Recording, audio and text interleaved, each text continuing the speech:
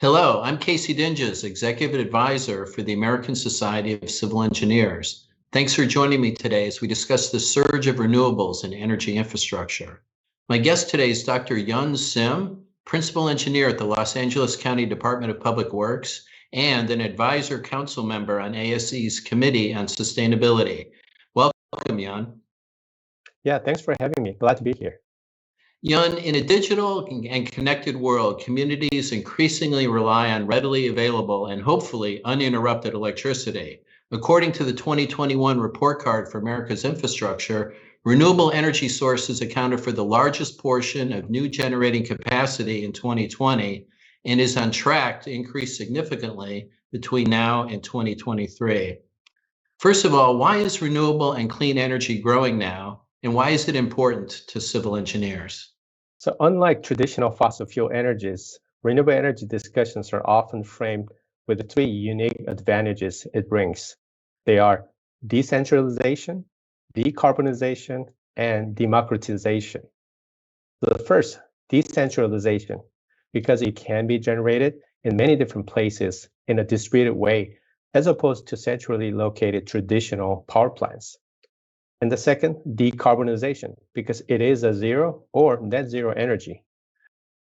The second, democratization, because it can be produced by anyone, at any size, at any place, not just by large energy utilities. So this means renewable energy will be integrated in many parts of our community while making a difference in our community life. So if you think about it, and that is the core of our civil engineers' work. So it is time for civil engineers to pay attention, learn, and make it part of our infrastructure system. So I have a feeling that much of our discussion today will likely be around these three topics. I like your 3Ds framework there. So renewable energy encompasses a variety of sources: solar, wind, biomass, geothermal, and hydropower. How are civil engineers integrating all these different sources into our infrastructure? Yeah, our community's expectations from infrastructure have evolved so much so that the modern infrastructure now must serve multiple purposes. So that's why my agency, LA County Public Works, has embraced a concept of multi-benefit infrastructure for the last 2 decades. So meaning that the same system must provide combinations of flood control, water supply, recreation, and transportation, etc. So for example, the flood control channel that has bikeways around it, or underground stormwater capture system with a soccer field above it, or typical sidewalks, but with the parklets, or now with the EV charging stations with it. So this multi-benefit approach must be applied when we integrate renewable energy into our traditional infrastructure system. So this means renewable energy can be integrated into a wide range of distributed infrastructure that civil engineers already build and maintain at almost every corner of our civilized society, from urban to rural areas, from mountains and open space to rivers and the ocean, with a variety of infrastructure types, such as water resources or transportation. How do clean energy systems affect the resiliency of the communities they serve? Yeah, nowadays we're seeing increasing demand for electricity from growing urban areas, as well as from electrification trends, such as electrical vehicles. So this means the reliability of our power system is becoming ever more important.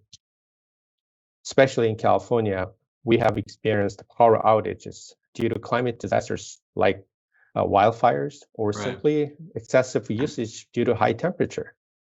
So these power outages often impact the vulnerable populations and the communities disproportionately. And this leads to a serious equity issues in providing our critical infrastructure services. And that's why we need a clean renewable energy and alternatives that are being deployed in a decentralized fashion to build a community resiliency against such supply disruptions and any other climate impacts. And those systems can be in any scale, can be a backup to a grid power, or just completely different and independent community scale system. What challenges do you see civil engineers and city planners facing when developing clean energy infrastructure? Infrastructure industry is a traditionally monopoly sector, as you know, so they're not used to embracing different functions into it. So actually, this is often a #1 challenge when trying to integrate renewable energy into existing infrastructure. You know, it's interesting with the renewables because typically the average citizen is all in favor of renewables until those renewables maybe get a little too close to their backyard. It could be a wind farm, it could be a solar array set up, and you might run into some of the same kind of resistance you would with a carbon-based energy project. Absolutely. The so-called NIMBY issue is still out there when it comes to renewable energy projects. So it's something we all need to work on. Right. I agree. Yeah. So what are some of the most promising renewable and clean energy solutions that engineers can implement in our infrastructure systems today? Yeah, there are so many opportunities where we can add new renewable energy functions to our existing infrastructure. So let me give you a few examples. The first, solar, of course, solar. So we can put ground-mounted or often floating solar over reservoirs or lakes, or we can put ground-mounted solar within roadways, airfields, spreading grounds, or building rooftops or parking spaces. And the next one is the community microgrid. Actually, this is a distributed but networked local renewable energy system that can be included as a component of new community development. And just like a basic infrastructure such as roads and water lines, that sort of things. And next one is a geothermal energy. And geothermal energy is pretty well known, and it can be developed from underground soil or the groundwater. And the next one is hydro. We all know hydro, and especially a traditional hydropower from dams. But more recently, micro turbines within the drinking water pipelines have become a popular option among some of the water utilities. And lastly, renewable natural gas, or RNG. So renewable natural gas can be produced from municipal waste using conversion technologies. And this can be used as a motor fuel or as a fuel to generate other energy like hydrogen. So every single renewable energy option that I just listed offers not only clean energy alternative, but also helps reduce greenhouse gas emissions by replacing fossil fuel use. So this is the decarbonization advantage of the renewable energy that I just mentioned before. So for example, most of the renewable energy like solar or wind directly reduces the greenhouse gas from fossil fuel use. But on the other hand, something like renewable energy, renewable natural gas, RNG, helps avoid greenhouse gas emission from other sources like landfills. Well, those are really interesting and exciting developments. I'm not sure the average citizen out there really is aware of a lot of those innovations. So that's exciting. What other best practices can civil engineers prioritize to effectively develop and improve our energy infrastructure? Yeah, first, we should leverage existing infrastructure. So as I mentioned, renewable energy is often land use intensive. So we should leverage the large network of existing infrastructure that we civil engineers already manage. The second one is the smart city. We all heard about smart city. So we can add a renewable energy component as part of the smart city planning. So actually Panasonic's smart city project called City Now in Denver, Colorado is a really good example, which included renewable energy as part of the transit-oriented community development. We had a board meeting there a few years ago, and the ASCE board got a special showing of that Panasonic facility that you're describing. Oh, that's wonderful. Oh, I didn't know that, but that's really good. Yeah, that's exciting. So actually, they included a community scale microgrid with a solar and storage system, along with the smart street network and smart parking EV charging, and community Wi-Fi. So that's a good example. And besides, there are many other smaller scale renewable energy you can include as part of the smart city planning, such as streetlights, which can be retrofitted with data sensors, as well as solar panels. And the next one we can focus on is regional collaboration. So as you know, the home solar and its benefits are only for those who have homes, not for the renters, not for the apartment renters. Mm-hmm. And this is an equity issue. So one solution is actually to generate regional renewable energy at a large scale and then distribute it to the local apartments or the rentals. So such a regional scale renewable energy has been actually developed by a new form of energy utility known as CCA, or community choice aggregation.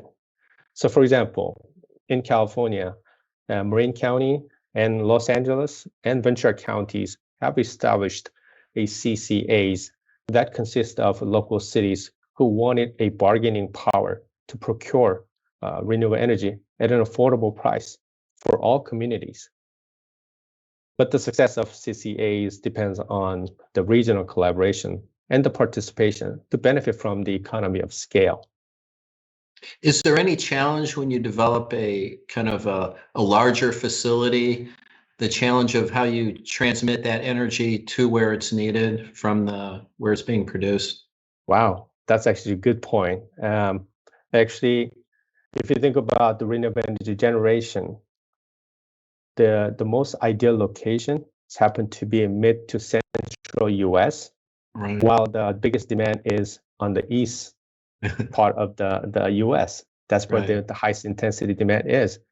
But unfortunately, the transmission line to move the renewable energy from where it's generated to where it's needed does not exist much in the US, and that's a huge challenge. Mm-hmm. Okay. Alternatively, we can create a regional scale infrastructure forum consisting of many local municipalities and utility agencies to discuss regional scale renewable energy. For example, last year, my agency, LA County, established such a regional forum called Infrastructure LA. And you can find more about it at infrastructurela.org. Youn, as you know, the Los Angeles region has recently created renewable and clean energy initiatives like LA 100 and the Renewable Energy Master Plan. How have these projects benefited the region so far? Yeah, even before the President Biden announced his executive order to achieve carbon-free energy sector by year 2035, the LA region already had the same goal. For example, the LA City's LA 100 plan, LA County's sustainability plan, and LA County Public Works' renewable energy master plan, they all have the same target. So what those plans do is to move the entire LA region to 100% renewable energy through innovative strategies and implement them. And for example, as I mentioned before, LA region's CCA, which is currently participated by more than 30 local cities and jurisdictions, is now transitioning to 100% renewable energy. So with this pace, I'm sure the entire LA region is on its way to be powered by 100% renewable energy by year 2045. But eventually, all these collective efforts will help the entire LA region achieve net zero carbon by year 2050. And I believe President Biden has the same goal for the entire US. So with these future dates in mind, what can we expect for the future of energy infrastructure? Yeah, there are several outstanding areas the industry that needs to focus on. The first one is the resiliency of energy infrastructure. We need to enhance resiliency of our grid system against climate impacts such as wildlife and heat. And this is to prevent a power outage, which has disproportionately impacted underserved community. And also, we need to enhance reliability of the grid. So with fast growing electrification trend, such as in cars and buildings, but we may not have enough grid infrastructure to handle the demand. And the second important future effort is, as I mentioned, the transmission infrastructure. And again, we do not have enough transmission infrastructure to move the energy where it is generated now to where it's really needed. And that's a huge challenge at this point. And actually, that is a critical element for the entire US to transition to renewable energy.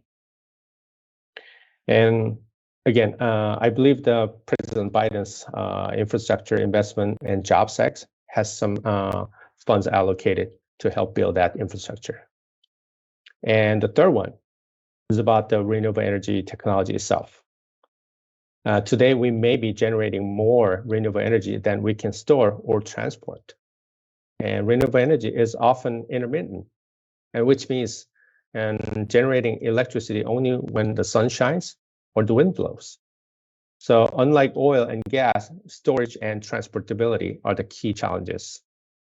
So we already have batteries for that, and that's a good thing. But hydrogen seems to be becoming more popular to store and transport the renewable energy to a longer distance. And lastly, I would like to say a few words about the civil engineer's role in the future regarding the renewable energy. And I'm confident that energy sector will continue to innovate renewable energy technology in the future.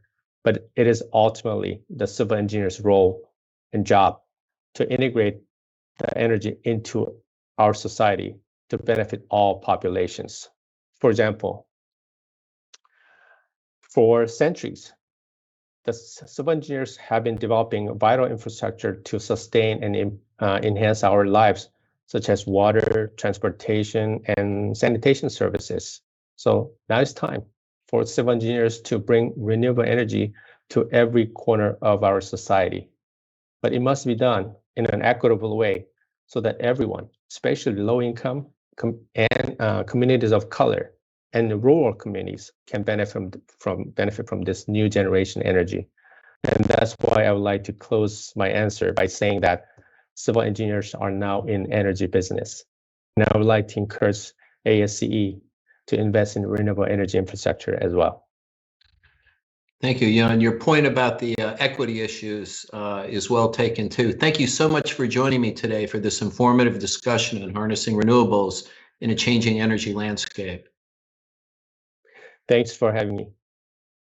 For more information on ASCE's Interchange series, visit asce.org/interchange. Thanks for tuning in today, and we'll see you next time on ASCE's Interchange Live.